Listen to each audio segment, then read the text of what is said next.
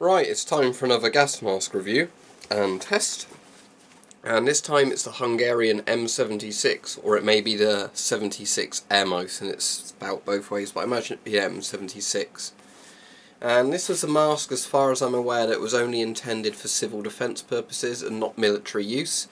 If they overproduced them, maybe someone into military service, but Hungary also used the PMG during the Cold War and a couple of other Soviet masks. So this most likely only was a civil defence mask. So, very simple bag but fairly effective, feels quite thick, sort of cotton type material, canvasy material. 2 buttons on the top, bag opens, and it's basically a tall vertical bag that fits the mask and a filter. So I'll pull it out. And it also has one of the filter socks, and I'll just take that off for the sake of the video because I'm not going to be using the filter that comes with the mask. But just in case you're interested in what this is, it's basically one of the Soviet style PMG filters. So I don't know if there was a smaller GP5 filter that was made for this mask, or if they simply used these filters that they made for the PMGs, or were issued for the PMGs. It looks like the Russian one but darker green, and I'm seeing if I can find a date on this.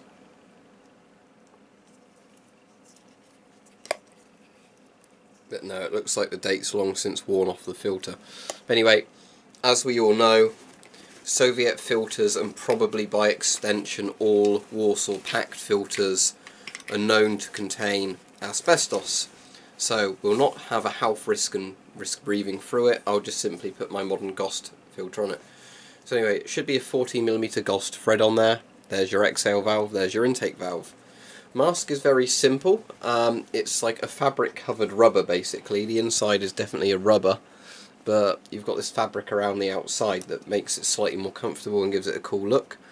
Now visually, this mask is very similar to the German World War II GM-30, and for that reason I think if you were wanting to get a GM-30 but you couldn't find one in a good condition, it cost a load of money, and you wanted it for a prop or something, you could use this as a stand-in for the GM-30 and it looked pretty similar.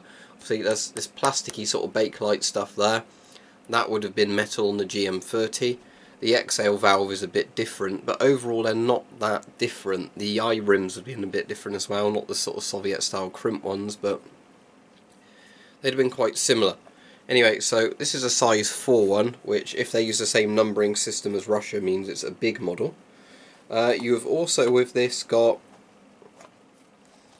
this exterior carry strap, so you can put that around your neck as well as the bag, and then you can hold the mask around your neck like that. This particular mask is dated 1982, so it's from 1982, and I've said. Elasticated straps rather than easily adjustable ones by the look of it. There's the adjusters there. If I sound a bit rusty on this, it's because I've had this for years but I've never really looked into it, and I went on holiday to Hungary recently, so I thought what a good chance to dig it out. I actually saw a battered one of these outside a surplus store, but I already had one. You can get these for about £15 I think on eBay at the moment. Make sure you don't pay more than that, because I've seen a few sellers saying they're rare and charging £30 to £50 for them, probably trying to convince people they're GM-30s, so there's that. There's also this weird, how well this will show on the camera, I don't know, I'm trying to wrestle all this out of the way constantly, but there's this weird sort of strap bit here, and I have no idea what that's for. Get it in frame. Yep, here there is a strap, I don't know what that's for because it goes inside the mask and doesn't seem to connect to anything, but regardless it's there. So what I'm going to do now is, maybe it's to stop your chin, like it's a chin rest on the strap. I'll see if the mask fits me alright now, and then what I'll do is I'll put my Warsaw Pact filter on it, my modern Polish one that fits GOST threads, and we'll test the mask. So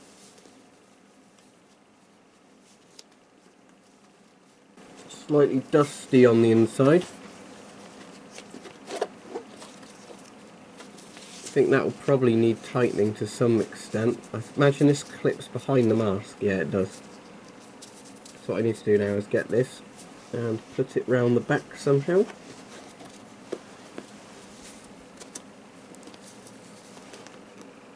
That's uncomfortable.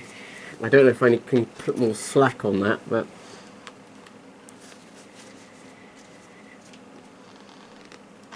Right, what I'm just going to do is I'm just going to adjust this strap so it all fits me properly, and I'll resume filming and we can test the mask. Well, I now have the mask on and as tight as I'm going to get it. And I think that's as airtight as it's going to get as well, but I'm not totally sure if it's going to work, because I don't think it fits with my head quite properly. I'm not sure how far down this is meant to be either. So we will see if it works. But it's an interesting mask even if it doesn't. But right, let's test it. Right, I'm going to test the mask now, and I'm going to have to hope it's on tight. If it fails, it's probably because this is the wrong size mask for me, or the wrong shape. So here goes. And I'll let you know if I can smell that. So, as said, this was a civil defence mask. And I can smell that now, so I guess the mask's not working. But I can't smell it again, so... Is it only if I look certain ways?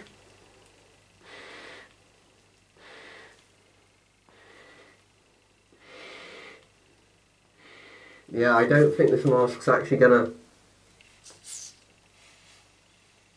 Yeah, I can hear it going into the mask there, so... I'm just seeing if there's any way I can adjust the strap to get it to work.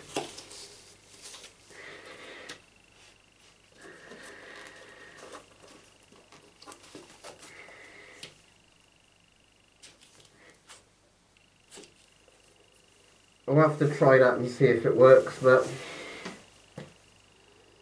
as said, this was a Hungarian civil defence mask made during the Cold War.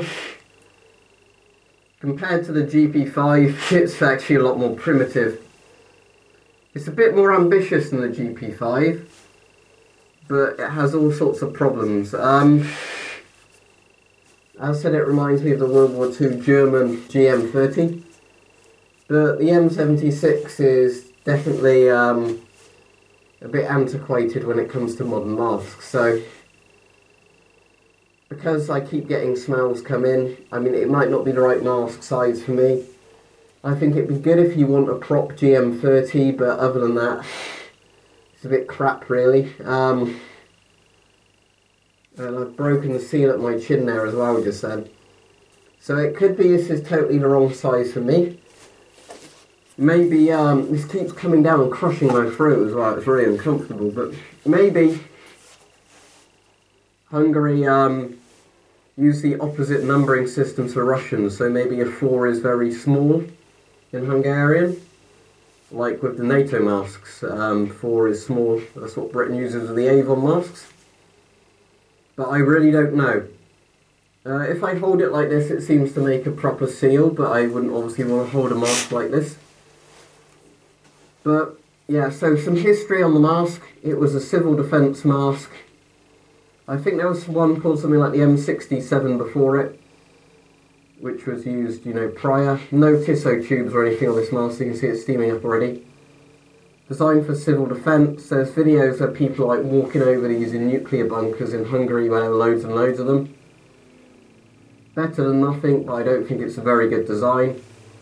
I'd actually say it makes me re-evaluate the Polish MC1 I did a video on yesterday.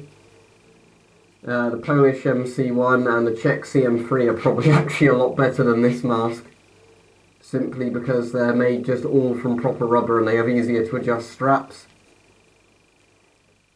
But there you go. That is the Hungarian M76.